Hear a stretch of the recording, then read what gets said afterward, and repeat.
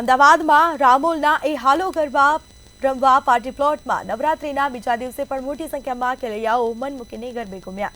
નાના બાળકોથી લઈને મોટા સૌ નવરાત્રિના રંગમાં રંગાયા અને ગુજરાતી ગીતો ઉપર ગરબે ઘૂમ્યા હતા અને ગરબાની મોજ માણી હતી.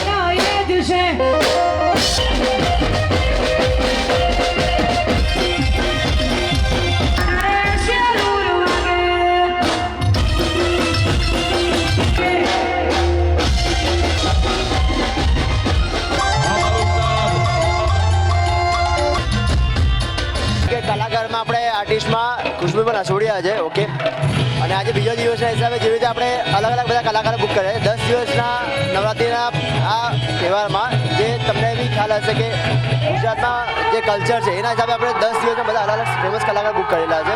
અને જે અહીંયા પબ્લિક છે બહુ સારી રીતે એન્જોય બી કરી રહી છે, કેમ કે પૂર્વ વિસ્તારમાં બહુ સારું આયોજન આપણે અહીંયા કરેલું છે અને લોકો એન્જોય કરી રહ્યા છે. બસ આપણી આ જ ઈચ્છા છે.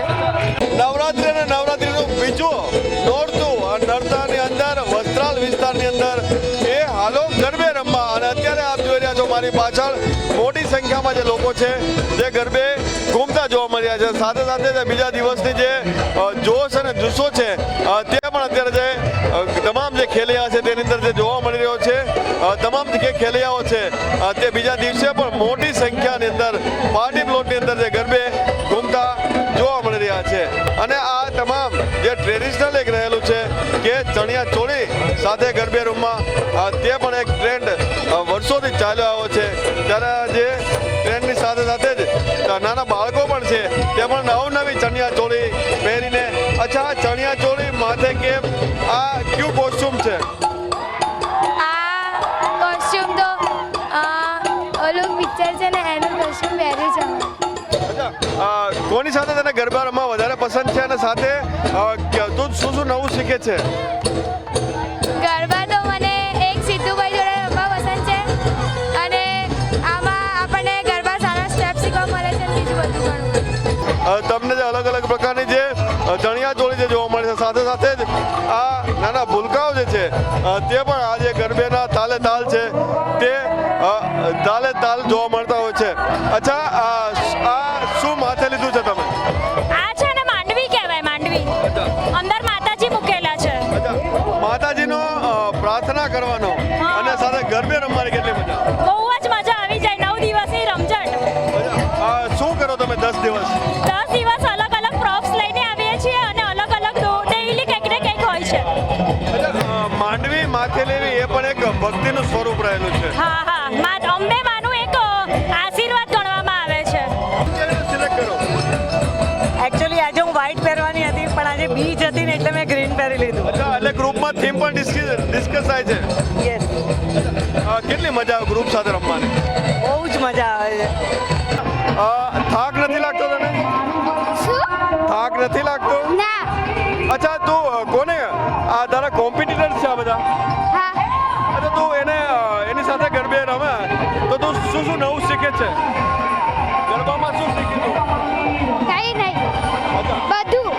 બધું જ? અચ્છા તો પછી થાક ના લાગે તને? ના. તો સ્કૂલે નહીં જવાનું? જવાનું. અચ્છા અને જે યુવાનો જે છે ખાસ કરીને પોતાના મિત્રોની સાથે આવતા જે લોકો છે તે પણ આ ગરબાની છે એ મજા માણી રહ્યા છે.